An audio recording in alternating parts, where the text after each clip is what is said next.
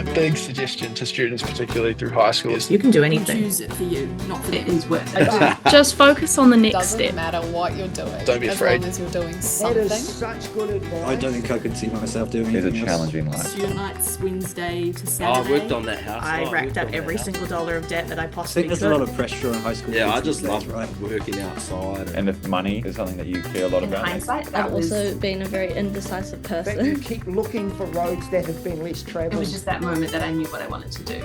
So nothing else is going to change that. Welcome to the guest speaker. Right. Let me just sort of do a little intro. So for people sitting there, maybe as they start this, obviously I think your story is going to resonate, particularly with dancers. But I also think that whole high performance thing, it wouldn't matter whether you're a sailor, a rugby player, you're a dancer, it's high performance, it's really intense.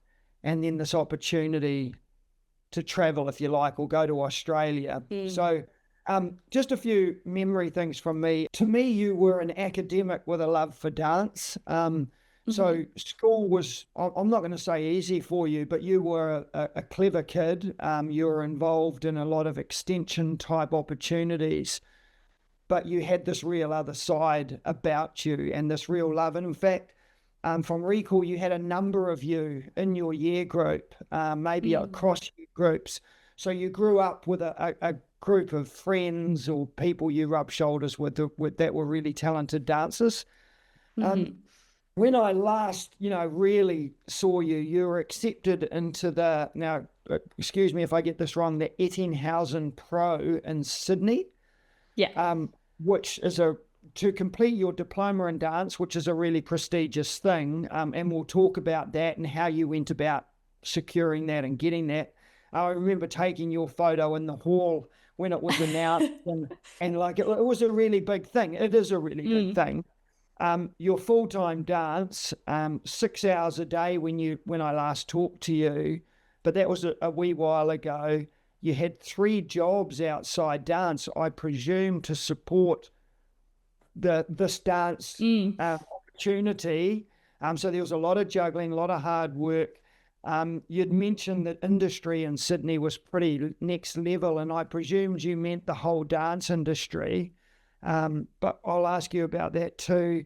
And then you were planning on doing your second year of the advanced diploma.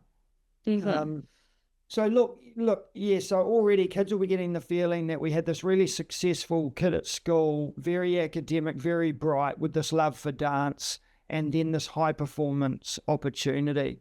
So Emily, can I take you back and, well, one, thank you for being here and spending time with us, but can I just take you back to school and maybe juggling those two things and how that went for you and your reflections on it, please? Of course, yeah. I mean, throughout school, my main focus definitely was dance. I didn't consider myself to be a big academic student. I feel like I was very lucky that came naturally to me, like being able to study and do the work. So it made school, I feel like I had a pretty positive experience at school, but because I just wanted to dance, I didn't really want to be in class. I just obviously wanted to be in the studio doing my own thing. But yeah, honestly, I feel like because I was given such good academic opportunities being put in the advanced classes and all of that, it gave me opportunity to connect with people who did care about school. So then it balanced out my mindset of wanting to be so full on with dance, because I feel like, yeah, I don't know. It was definitely because growing up, it was very much more of an academic push. I thought I was going to have to go to university and do, I guess what at the time was an actual degree, because dance wasn't something that anyone would really consider doing. So, yeah, I knew I had to. Dance started with you, Emily, because I'm wondering now, actually, studying at school wasn't really the right place to start, because you've got dancing, you're a dancer first and foremost. Yeah. So where did it all start?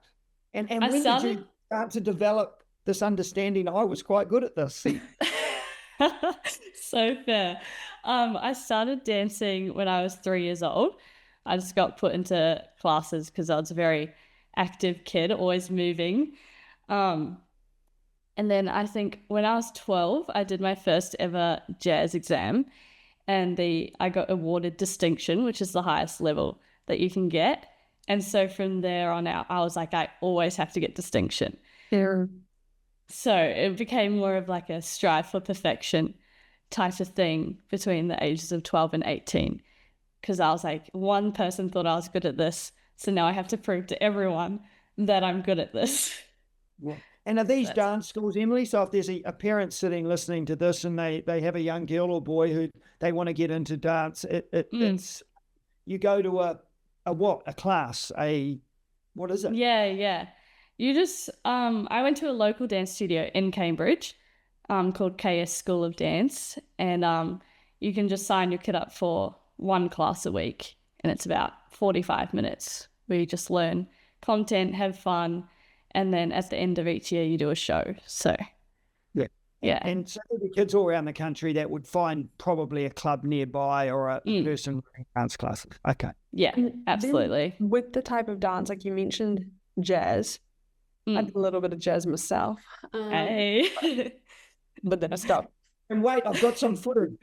No, but like there is, if we have someone again listening who just hears dance, like what different types of dance are there? What dance interests you? Because it's kind of like asking an engineer what engineering they do. There's heaps of different types. So what is there, and then what dance do you do? Yeah. So I started off with ballet, and then I picked up jazz, and I just did that for a while. Yeah. And then I added on contemporary and hip hop, which I found those two still to this day are my favorite. I think just because they're like less traditional than something like ballet or jazz. So they're a little more industry relevant at the moment. And then when I moved to full time, we trained in acrobatics, Latin ballroom. We did tap dancing, Broadway, theatre jazz. Like we covered everything. So yeah, there's a lot going on there, but Yeah. Is there obviously, if you're trying to identify yourself in terms of talent, obviously you've got to be coordinated and have rhythm. Sometimes you can't have that. Is there a body type for dance? Is there a characteristics about? Is it a flexibility? Is it a strength? Is it what do we need? No, that's a good question. I feel like from an outside of dance point of view, it seems like there has to be like a specific character or like body type of person to be able to book jobs or book gigs. But when I came over here, I learned that like anyone and everyone can make it in this industry, and you don't have to look a certain way or be a certain way, because the right job that can fit you will find you, and you'll attract the work that is made for you. Right. Yeah. Okay, so just going back then, so at school you were juggling, well, you weren't juggling, you were doing as much dance as you possibly could. At school, were you school and club? I'm calling it club. Were you school and outside? Can you answer that question first before I ask the next? Yeah. So I did dance through school and then at my studio outside of school. Okay. Yeah. When did you get good, and when did you consider applying for the Edenhausen scholarship, and did you apply for others? So how did that process go? If I'm a 14, 15, 16-year-old now listening to you and I think I'm pretty good, how did that evolve? Well, I first came across Eddinghausen's Pro on Instagram. I saw a video of someone dancing come up on my explore page, and I remember seeing it and I was like, I want to be there. And so went on the Instagram page, found a website, and saw you could do digital auditions, because I was like, there's no way I'm going to fly over there for a live audition. So from there, I did more research on like what other schools are over here in like Sydney, Gold Coast, and Melbourne. And in the end, I did a live in-person audition for Brent Street in Sydney, and then I did 2 digital auditions for It's Pro and Patrick School of the Arts in Melbourne. And somehow I got into all three of them. So that was very exciting. I didn't think that was going to happen. Like, I knew I was a good dancer, but I knew Sydney was a much bigger place than New Zealand. So I was like, there's no way they're going to spot a little Kiwi and be like, let's give her a chance. Yeah, so then I decided on Eddinghausen's Pro because I knew that's what's the main goal in the first place. Right. So, How yeah. many people, Emily, get into it? I don't know if that's a silly question, but like how many people do they accept every year? In my cohort, there were 25 of us that 25. got accepted. Yes. And it's open to every, like Australia, New Zealand, global. Yes. Yeah. Wow. Congrats. How many people go for Thank it? How many you. people go for it, Emily? Oh, probably a couple hundred. Right. Okay. Like heaps of Do people, you yeah. know now, or did you know then what they particularly saw in you? Because again, if you'd known, maybe you could have worked on it, or is it just like you are just good? Do you know what it is about you?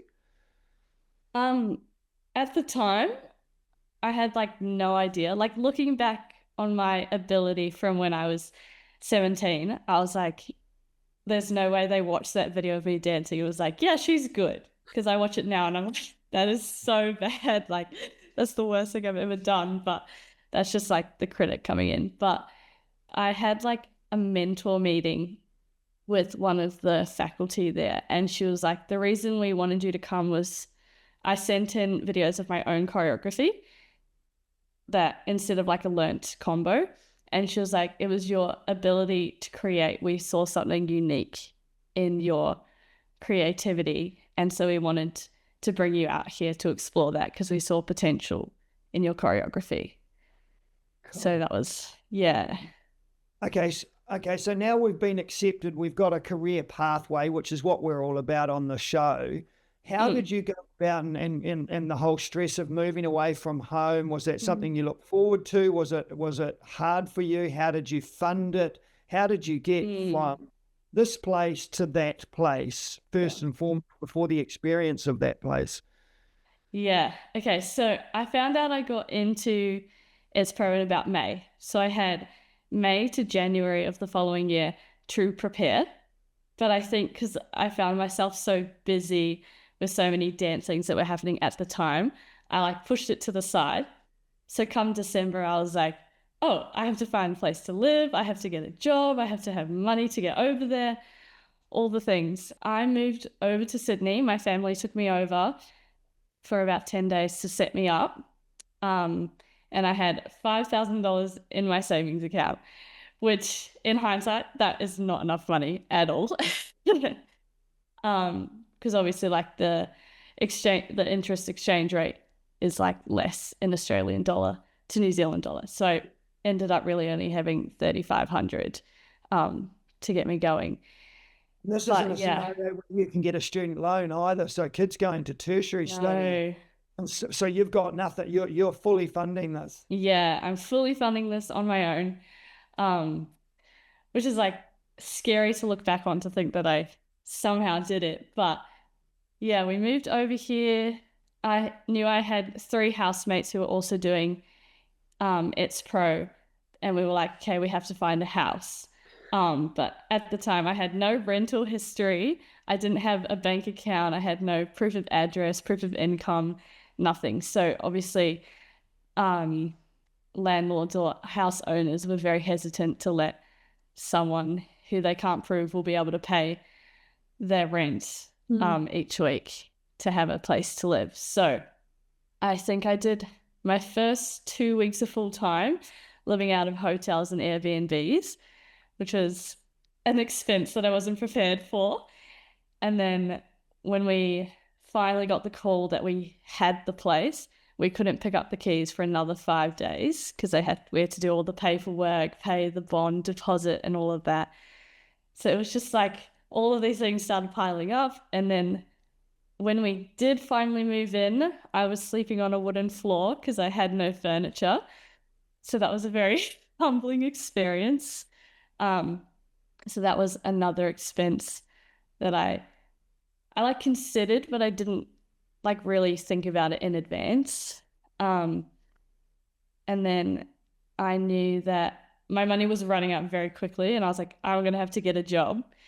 But getting a job here in Sydney is like nearly impossible.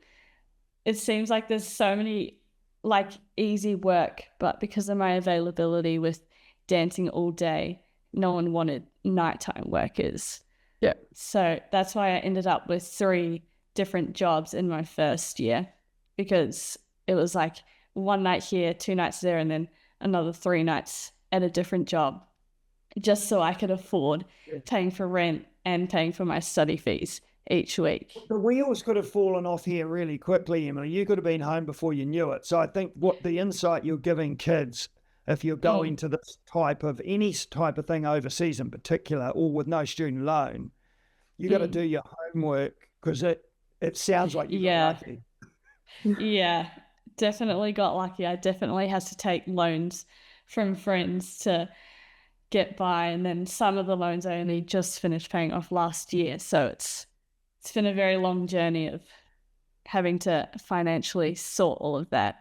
And I think because it was like obviously fresh 18, first time out of home, I didn't know how to organize all of that for myself. And I didn't know how much money I would need to put aside for groceries, or having to save because like the water bill's going to come at some point. Like, yeah.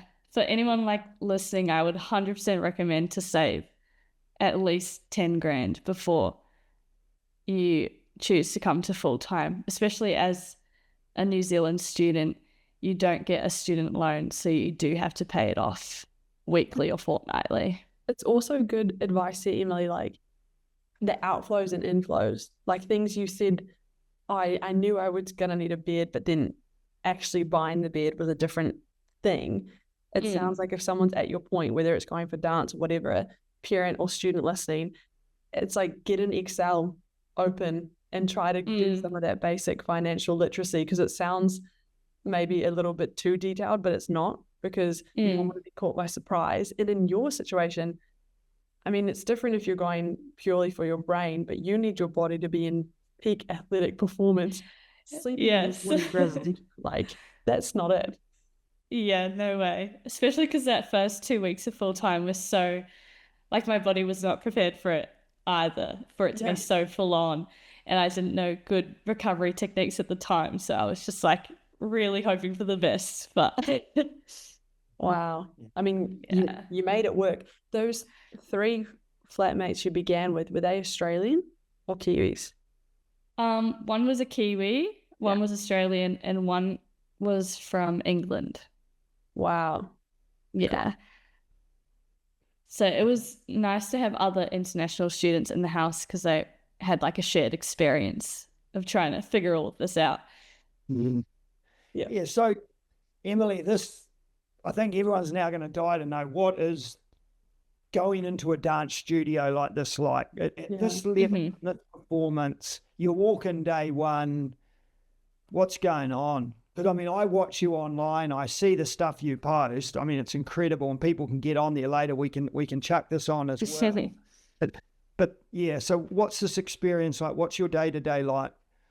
Day to day. So we did Monday to Friday, 8:30 to 3:30 every day, sometimes 4 p.m. depending on the last class of the day.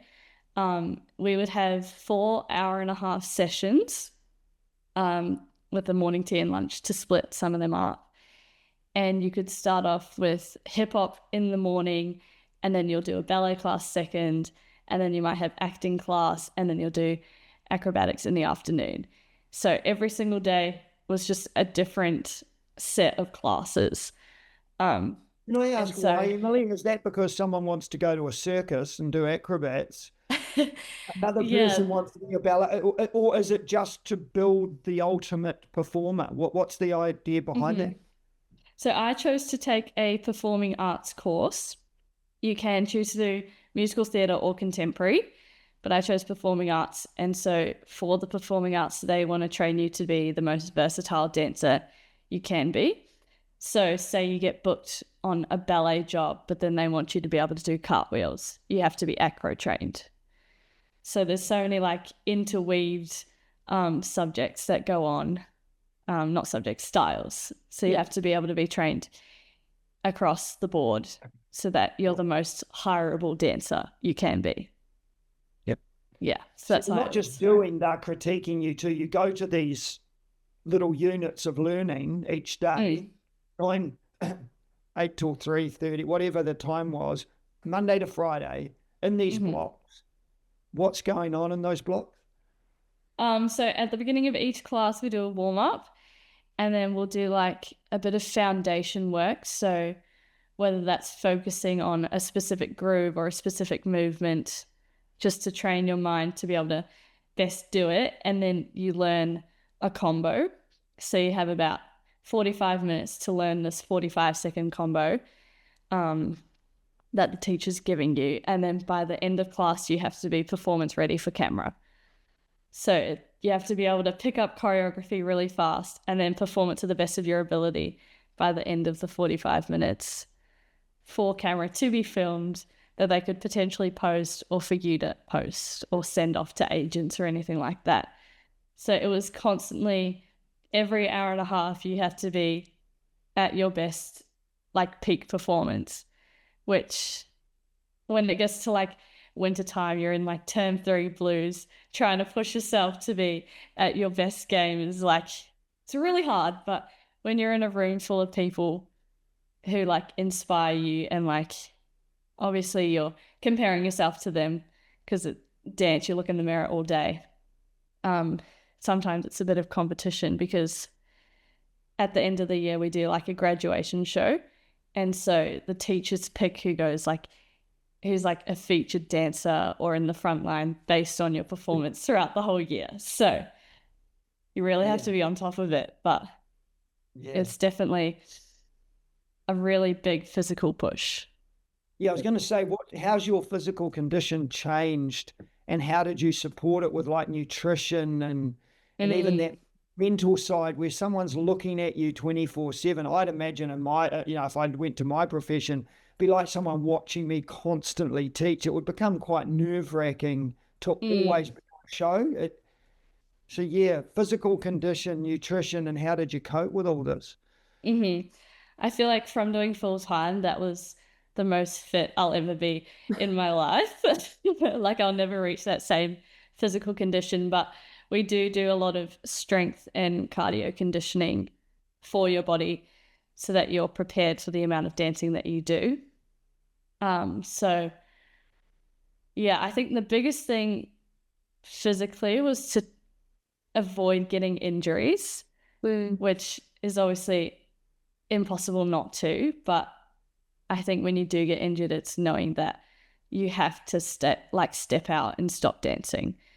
Otherwise, if you push through, you're going to be injured through for the rest of the year because there's no way you can recover while trying to dance all day, every day. What other, like injuries, I don't really know exactly, are there common ones with dance? Like what's a typical injury? Typical injury would be the ACL, so knee injuries, or lower back strain. Interesting. Yeah, so in my second year, I actually fractured my back. So I was out of dancing for 6 weeks and I just had to watch. So it's like the thing that you last think could happen to you probably will happen. And with the fracture, was it stress fracture or like did a disc pop? Like what does that mean?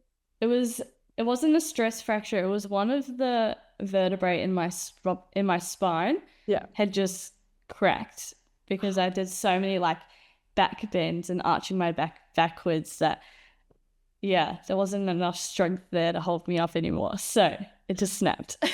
So someone listening, or again, if they're in the beginning stages, I think that's a good call out of if you feel the injury, don't pretend like it's not there. Yeah. And don't necessarily, like, you don't want it, but don't be afraid.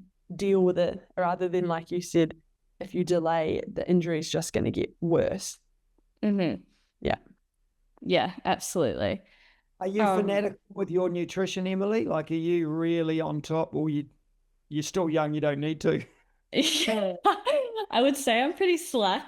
When I first moved over here, I think, well, when I was back home in New Zealand at high school, my relationship with food wasn't super great. So coming to Australia, I thought it would be like an escape from the habits that I had back home.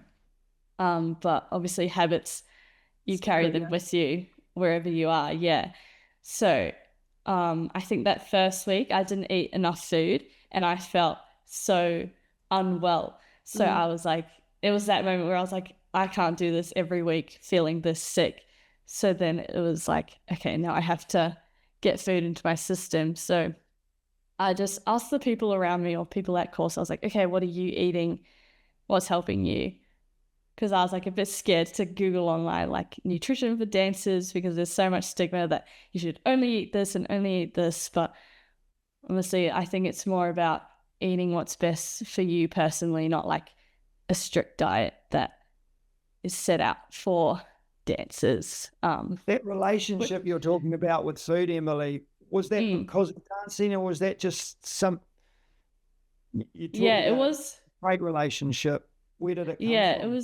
It was because of dancing. I thought at the time I had to be like a very small, skinny dancer to be able to be like hireable. But obviously that's not going to take you long term. It was a very short term image. I think just because I was a bit of a perfectionist, I just wanted to be like the perfect fit as a dancer. But then I was like under eating, so it wasn't a good idea. Thank you for That's sharing. really good advice. Yeah. It's It's all right. we talk about it even like I was in rowing and we'd call it the under fueling but overperforming. So it's like you heaps, but what I love there in your call out is you started just to talk to the people around you, and that's the gift you're giving someone listening right now is like, nah, if I want to show up and be on my game and energized for this every hour and a half performance to give, it's looking at every facet and kind of, I mean, it's high performance, right? It's the same way we think about our Olympic athletes. You're doing that for dance. And so huge. And thank you that you're passing that on to someone listening who's going to go like, yep, how can I optimize everywhere and make sure I'm putting myself in the best position? And with the dance school there, like you've mentioned, it was full-time. I know it's going back a bit. Is there part-time? Like, was there an option for you to do it part-time, or did you need to go full-time? It was only full-time. Yeah, okay. To be able to get the qualifications, yeah. Just the one choice. Wow. And then you're doing, like, I'm quite interested too in the acting classes you mentioned. Is that because, and maybe this shows my age, but I remember when Sia had like, is it Maddie Ziegler or like the dance? Yeah, Maddie Ziegler, yeah. And she, Ludman, you might not know, she was very expressive with her face. And I would watch the music videos because she was so good. And that was my first introduction of like the need for that dancer to act as well. So can you tell me a bit about those classes as well? For sure, yeah. We worked on two major things. The first one was improvisation skills. And then the second was performance for camera specifically. Yeah. Because I feel like in the industry right now, there's a lot of film and video work. Yeah. Even for like TVCs, which are TV commercials, they often hire dancers to do the acting roles because they have coordination of their arms and legs to be able to best do what the director is wanting you to do. Yeah. So it was a lot of group work, not a lot of script reading. It was very much just like in the moment, make this up, which for some people it was fine. Other people it was like really hard because it feels, I don't know, you have a lot of people watching you dance constantly, but as soon as you have to speak or show emotion in your face, that's like another fear that people, like most of us dancers, didn't consider would have to be required to get a job. Well, and then you mentioned the initial reason they kind of looked at you was the choreography. choreography.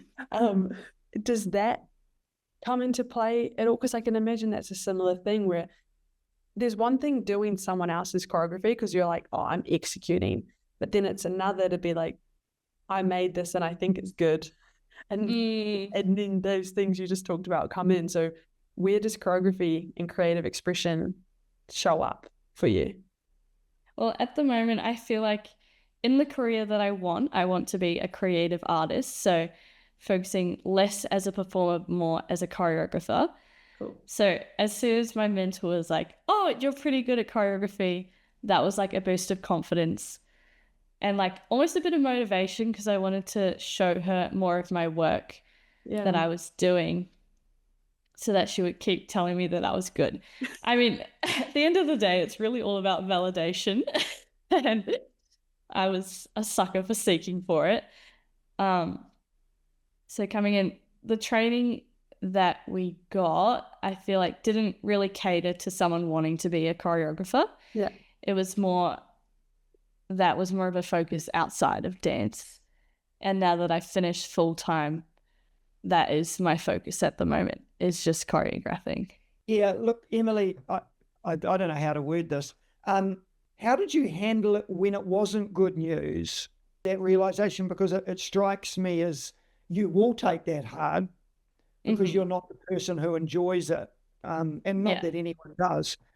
You must have had some bad reviews, you know. So, how did you deal with it? Yeah, I feel like I would say I don't deal with it well, just to be fully transparent. Like, I'm a very, like, I cry when I'm passionate, so I'll cry about it. And then I had a very good friend and her, like, everything that she preached was like, it's not that deep. Yeah. So living with her for a year, having that mindset from her of things not being that deep, that's like kind of ingrained into my brain now, where I'll like cry about it. And then the next day I'm like, oh, it's not that deep. There's something else for me to work on. But I think rejection is just like another opportunity to learn more about yourself and understand what you need to work on. But I don't know. I think it's okay to cry about it. I say that for myself.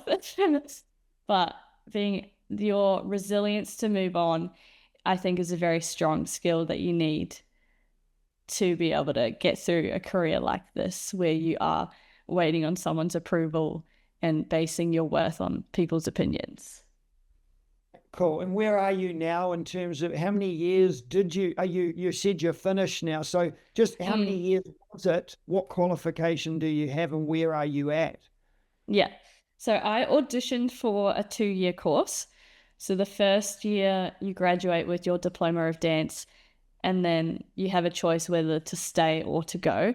And I decided to stay to complete my advanced diploma of dance. So it was just a 2-year course, which I think is more than enough. Some people choose to stay a 3rd year, but you don't get another qualification.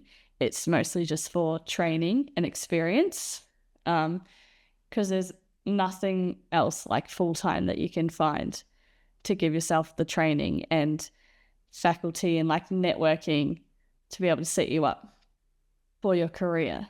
So yeah. With we've had, this is going to sound strange, but stick with me. Okay, we had a Alex Wilkinson's a ceramicist, and she was saying, because she did like art school and in parallel was beginning her business, but she was, using social media and posting art or doing the things in tandem, like in parallel. You said that like they're filming you can post it. Are you getting like business mindset training as well? Because I mean, I'm curious, when you step out and you've got those 2 years done, are you then freelancing? Are there heaps of jobs available? Like, where's the business mind coming into this as well? Yeah, so I feel like I am a business owner and the product is me, pretty much. So definitely freelancing at the moment. Some people get an agent and the agents can like find jobs and auditions for them. Yeah. But it's really hard to come by an agent because obviously they're looking for the best of the best. And when there's like thousands of dancers coming out of full-time every year, only 5 are going to get picked. So reality of getting an agent is not feasible. Yeah, I did do a course outside of full-time, which is more business focused. And there was a lot of talk about social media because social media is so widely used nowadays. And casting agents and directors, when they get your CV, they'll often search up your Instagram so they can see your body of work. So that's why I love them. That's why I like post so much on Instagram, because that is my body of work. Yeah, and that's how I sell myself as a dancer. Business mind definitely comes into play. But that's also in terms of like being your own tax accountant, because you have your like Australian business number, so you pay your own tax and your own super, which is equivalent to a Kiwi Saver. So yeah, it's a lot of business involved, which I think was kind of came handy that I was like an academic kid, because I like had the brains to be able to figure the business side out. Yeah. And so where are you headed, Emily? So what would be the ideal pathway now forward for you? What is it? What are your aspirations? I would love to be a creative director for film and media, or for a live artist on stage. So when you go to a concert, to be able to choreograph like the lighting, the costuming, the dancing, what the singer's doing, like just being the brains behind the whole performance. That's kind of the goal. Yeah. So it's a long-term goal, but I'll just chip away at it over the years. Well, there's actually a lot of industry opportunities there. I have a friend who's doing that in LA. They're with Human Person, and like she does, I forget the actual name, but it's something like that with Scissor. She just did, and they did the Grammy. Oh, wow. Like crazy things. And I think she actually studied at Vic for, it wasn't dance, but it was something about like spatial design, etc. Talking to her, I'm like, that's a job? Like, that's crazy. But art and music and all these creative things are everywhere. So it might seem a lucrative, difficult industry, but it's constant. So I'm confident you'll find yourself in one of those positions. Thank you. Thank you. That means a lot. Yeah. I'm going to steal your I'm a business owner and my product's me line. I'm going to use that. I'm actually a Please business do. owner. I like it. I'm no longer useless. Yeah, no. Also, And Emily, it was interesting because you guys were chatting before about Sia, and Grace mocked me because she probably doesn't even think I know her. But the Selling the Greatest, which was done after the tragedy at the gay nightclub, which was written about that, and that dance is I used it in class a little bit around when we're awareness and discrimination, and that kid, I'm going to say, can dance. Like, wow!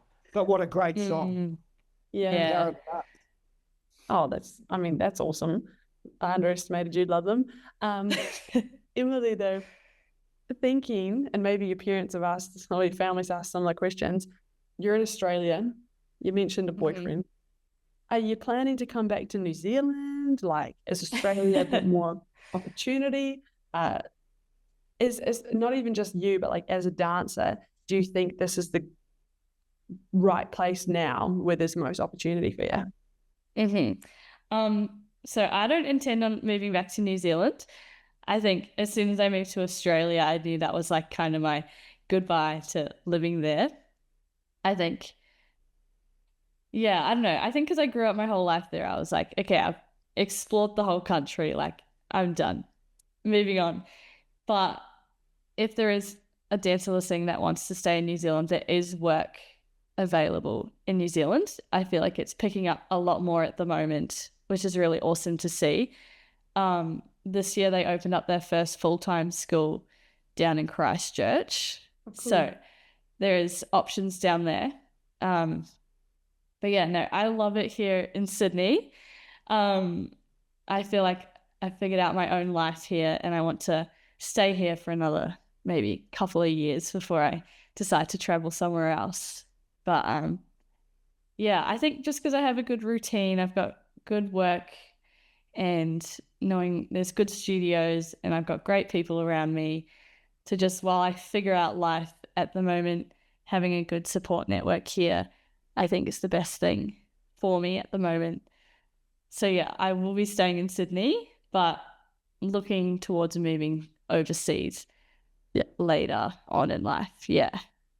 I just want to put a shout out too, Emily, because I know you, when you come back to New Zealand, you run classes. I know you used to visit your school, Cambridge, and I know your sister's an avid dancer too. She was on my gifted and talented list with a number of others. It was always a pleasure. You were sort of the first sort of real emerging one where as a teacher, you sat up and you realised there was real talent. These weren't just kids in dance clubs. They actually had a future. And I know a lot of those girls, it's their life. They love it. How is your sister going? Is she on a similar path? Does she have a different attitude to you, or? Yeah, no, she wants to move to Sydney too and do full time. She wants to be like me, but she wants to go to a different school so that she has her own experience, which I think's the best thing. But because when she graduates next year, she'll be 17. So I've recommended to her to take a gap year, because to get work over here, you have to be 18. So you have to be older. Anyway, but yeah, the one thing I just keep telling her, I'm just like, save all the money you can. And I feel like, obviously, I just want to be the best big sister for her. So if she does move over here, I'm like, you can just live with me, like, and just focus on paying for your study fees and not rent. And like, because I just want it to be easy for her, because it wasn't for me. And I don't want her to go through the same experiences that I did to figure it out. So yeah, you'd be happy if other kids reached out to us and we passed on questions. Like if there is a absolutely up and comer, that if there's any way we can help Kiwi kids with this, or they can follow you on Instagram for a start and maybe message you. I don't want you to have thousands of messages because you're busy, but I'm sure you're open. But yeah, absolutely. I feel like any way that someone can get or access information, which is why I think this podcast is so great, so that they can, figure out life out after school, and hearing people who have done it to see that it is possible, just so that they can set themselves up on the best foot before they make their move. Yeah. Thank you. Is there, before I ask my sign-off question, and you too, Lauren, Emily, is there something we haven't asked or thing that we didn't think to talk about that you feel like we should have? This is sort of just a catch-all opportunity to make sure we didn't miss anything. Yeah. I feel like I would only say during school, when you if you're a dancer in school and you want to go off in a dance career, not to stress about your grades in school or anything like that. Sure, it's great, to achieve well as a student, but you don't need anything from school to make it as a dancer, which I think I wish I knew, so that I wasn't so stressed about this assignment coming up, so that I could just chill out a little bit. But yeah. You were hearing that a lot. Look, just from me, again, I want to thank you for, we have a lot of guest speakers in classrooms maybe, or I used to, but I know when people like you come home, and I'm sure there's rugby players who pop back to their old club, but I'm sure young people, when you turn up, in fact, I know it, they were starstruck with the sort of human you were, and then you'd dance, and of course they would just sit back and just, absorb that talent you have and the training you'd been through. So I think it is a really important thing. I hope you get home regularly. I hope you can support the New Zealand dance maybe in the future, like you said, in Christchurch somewhere. Thank you for your honesty, because a few things you touched on are important. And I think even when we started this podcast, I mentioned about the body type thing. It's like modeling. There's a little bit of that stigma with it, and the fact you've dealt with it is a really important thing. Obviously your family, your school, all the coaches you've had, you rely on other people. There's no doubt about that. So I put a shout out to them, and keep doing what you're doing. I love watching your stuff. So thank you. More of it. If I could even move, would be great. So What people need to get on and look at the stuff you do. It's mind blowing. But Thank you. Well, before the sign off question, I'm excited to go watch a bunch more too, because it feels like we've spoken to you and you're very nice and soft spoken. They'll see the videos and they'll be like, whoa. But sign off question, not thinking of the generic public, just thinking of you, if you went back to yourself in year 12 or 13, what advice would you give? Like you specifically? Oh, I would just tell myself that it's all going to be okay. I feel like that's such a important thing, like a reminder that I needed at the time. Yeah. Because I found myself very stressed, and I just needed to know that things will work out. It's not going to be easy, but you will be okay. Cool. Love that. Thank you so much. I'm excited about getting this out to people, but also seeing what the next couple years look like for you, and then writing it back and being like, well, where are you now? Yeah. No, thank you guys so much for having me on today. I really appreciate being able to share some things that hopefully some young dancers can take on. Can I just quickly ask, Emily, how many boys? Yeah. How many what? Oh, in the course? Yeah.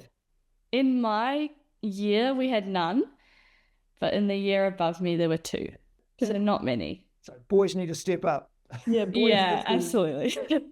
I think some of the other schools, there are a few more boys, but at the school I went to, didn't attract the boys dancing, but yeah.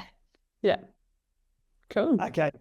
Take care, Emily. Thank you for everything. Can't wait to catch up soon. Absolutely. Thank you so much.